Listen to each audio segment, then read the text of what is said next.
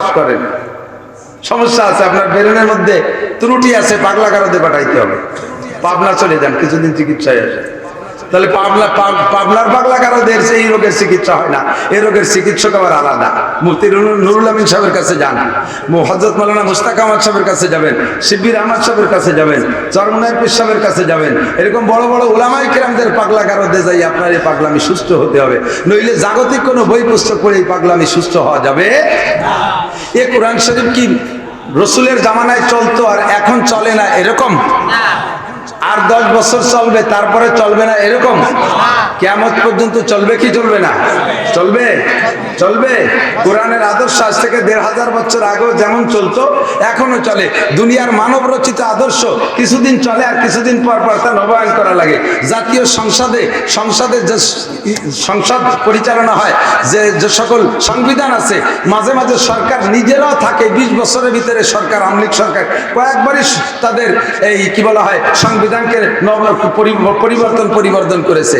সংসদে যে সংবিধান পরিবর্তন হয়, আমাদের কোরআনের সংবিধান 1500 বছরে পরিবর্তন হয় নাই।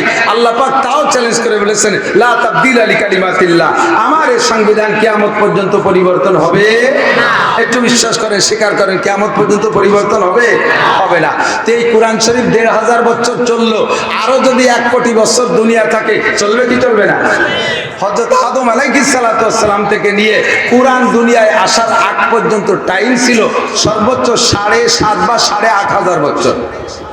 সর্বোচ্চ 8.5 বছর। আদম আলাইহিস সালাম যখন দুনিয়া আসছে, নবী আলাইহিস সালাতু ওয়াস সালাম আসার আগ পর্যন্ত, আদম থেকে নিয়ে নবী আলাইহিস সালাম পর্যন্ত সর্বোচ্চ 8.5 বছর।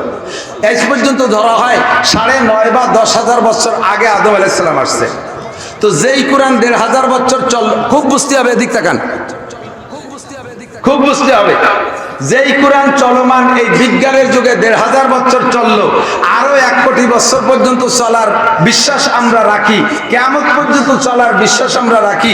এই কোরআন শরীফ যদি আদম আলাইহিস সালামকে আল্লাহ তাআলা দিতেন, তাহলে মাঝে আরো 103 খানা, 104 খানা না মোট আসমানি কিতাব, মাঝে যে 103 খানা আসমানি কিতাবের আগে চলে গেছে, এই কিতাবগুলো তো লাগতো না।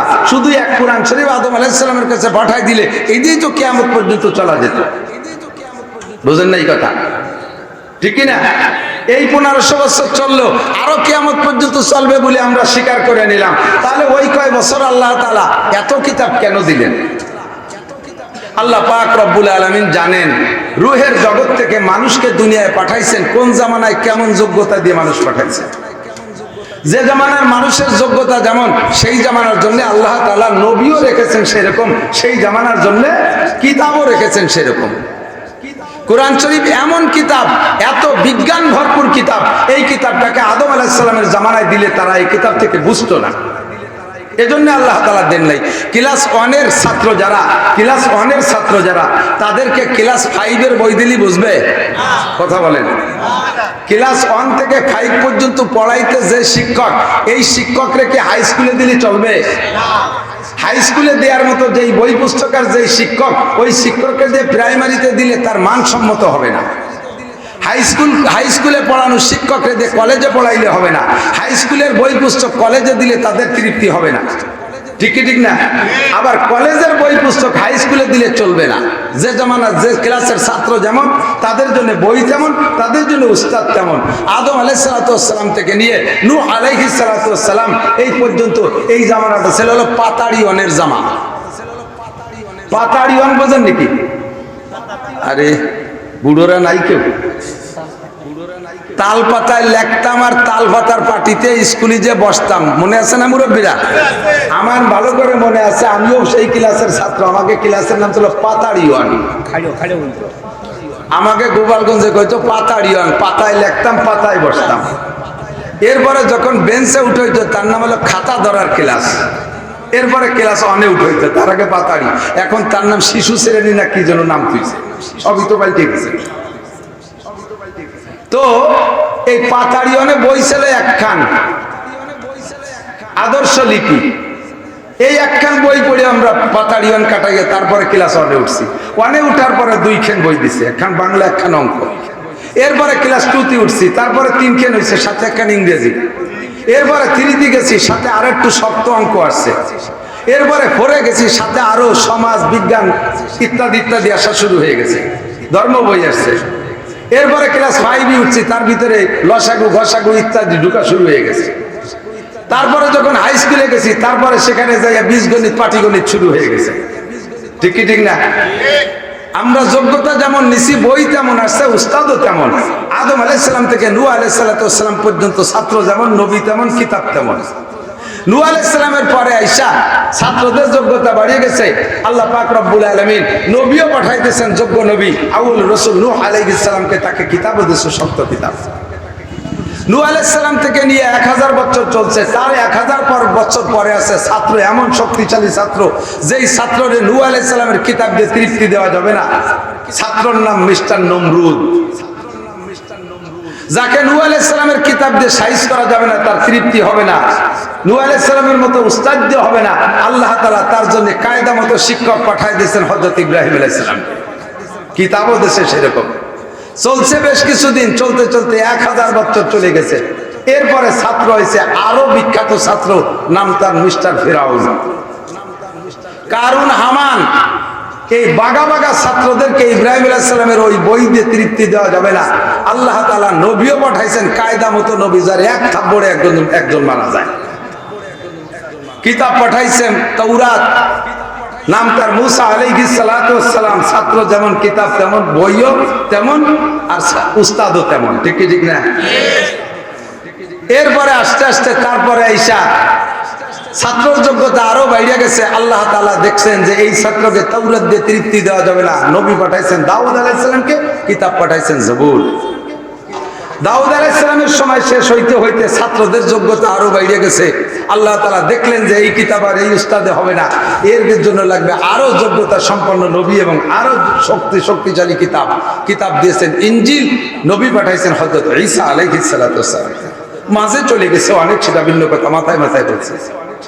570 বছর পরে আইসা দেখে ছাত্রর যোগ্যতা সব বিসিএস ক্যাডার, বিজ্ঞানী। আবু জাহেল, আবু লাহাব, উতবা, সাইবা, ওলীদ ইবনে মুগিরা, আবু সুফিয়ান, আবু বকর, উমর, উসমান, আলী, তালহা, জুবায়ের, বিলাল, আম্মার, সোহাইব, এই জাইয়দ ছাত্র, তাদেরকে আগের কিতাব আর আগের উস্তাদে হবে না। এবং এখন থেকে আসতে থাকবে কিয়ামত পর্যন্ত আরো জাজরেল ব্রেনি, যারা দুনিয়ায় না থাকা জিনিসকে আবিষ্কার করবে, যারা বিমান আবিষ্কার করবে, 6 মাইল মাটির তলে কি আছে বলতে পারবে, মঙ্গল গ্রহে যাইতে পারবে। এদেরকে পিছনের কোনো কিছুতে তৃপ্তি দেওয়া যাবে না, এদের জন্য উস্তাদ পাঠাইতে হবে। এমন উস্তাদ যার সামনে সকলে বসলে ছাত্র হতে বাধ্য হবে, তাকে একটা করে পড়াইতে পারবেন না। তার নাম বিশ্বনবী মুহাম্মদুর রাসূলুল্লাহ সাল্লাল্লাহু আলাইহি ওয়াসাল্লাম। বিশ্বাস হয় কি হয় না? আল্লাহু আকবার। এবার নবী আলাইহিস সালাতু ওয়াস সালামের উপস্থিতিতে যারা ছিলেন তারা বড় সরল মনের মানুষ। নবী আলাইহিস সালামকে দেখেই তারা ফেলফেলায় কেঁদে দিতেন, আর নবী আলাইহিস সালাতু ওয়াস সালামকে তারা সহজে মেনে নিয়েছেন। ধীরে ধীরে নবীর সাহাবা বাড়লো। এরপরে আস্তে আস্তে আবার নিচের দিকে আসতেছে। ধর্মীয় দিক থেকে মানুষ নরম হয়ে যাচ্ছে, আর জাগতিক দিক দিয়ে মানুষ উন্নতি লাভ করতেছে। মাঝে একটা টাইম, আমার দিক লক্ষ্য করেন, মাঝে একটা টাইম সময় মতো পেয়ে যাবেন আমাদের আজকে প্রাণ প্রিয় ব্যক্তি হযরত মাওলানা আরিফ বিন হাবিব। তার কথাটা বলবো, বিধানী কথাটা বলছে, এদিকে আসেন। মাঝে একটা টাইম আমরা যারা ছিলাম, আমাদের মাঝেও চলে গেছে হযরত মাওলানা আলী হোসেন সাহেব হুজুর, এখনো বেঁচে আছেন। হযরত মাওলানা আব্দুল মাহবুব সাহেব, তারপরে সেনাটির হুজুর ছিলেন, এরপরে মাওলানা রুহুল আমিন সাহেব ছিলেন, তার আগে আরো যারা ছিলেন। শ্রোতাও ছিল ওই কোয়ালিটির, অত দলিল বর্ষা দাঁড় দাঁড়তো না, দিলটা এত নরম ছিল, যা বলতো তাই শুনে ফেলে কান্দি যেত। এখন ছাত্রর যোগ্যতা হয়েছে প্রত্যেকের হাতে মোবাইল, আন্তর্জাতিক ছাত্র, ডাক খৈতের নম্বর যে কয় সেই বক্তাই বড় বক্তা। তাই সে ভুল কোক আর ঠিক কোক, মেডিকে কি কয়, মিডিয়ায় আইসা ডাক নম্বর বলে দেয়, বাইবেলে এই জায়গা আছে, গীতায় এই জায়গা আছে, কোরআনে এত নম্বর পৃষ্ঠায় আছে, এইটি আছে। এই ডাক খৈতের নম্বর বলে দেওয়া যখন শুরু হয়ে গেছে, তখন শ্রোতাদের ভিতরে সেই জাতীয় চাহিদা এসে গেছে। আমরা মধ্যযুগীয় বক্তারা ডাক খৈতের নম্বর বলতে পারি না। এখন আমাদের মার্কেট প্রায় খেয়ে ফেলানোর কায়দা মিডিয়া আলারা। আল্লাহ তাআলা সময় মতো আমাদের জন্য ডাক খৈতের নম্বর বলা মানুষ পাঠাই দিয়েছে। তার নাম হযরত মাওলানা মুফতি আরিফ বিন হাবিব, হযরত মাওলানা আলী হাসান উসামা, হযরত মাওলানা রিজাউল করিম আবরার, হযরত মাওলানা শেখ আহমদুল্লাহ। এরা বহুত বড় বড় মানুষ। আমি তাদের অ্যাড দিচ্ছি। আরে কোনো বক্তার অ্যাড দেয় না, নিজের মার্কেট নষ্ট হওয়ার ভয়তে। ওই জাতীয় কৃপণতা আমার মধ্যে নাই।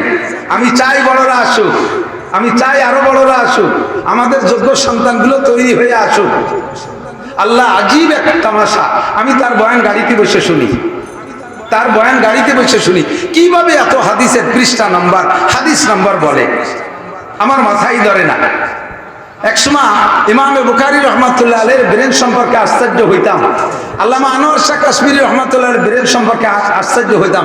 আল্লামা আনোয়ার শাহ কাশ্মীরি আল্লামা আনোয়ার শাহ কাশ্মীরি রহমাতুল্লাহ বাজারের মধ্যে দিয়ে হাঁটতেন, স্বাভাবিকভাবে বাজারের যে হাজার হাজার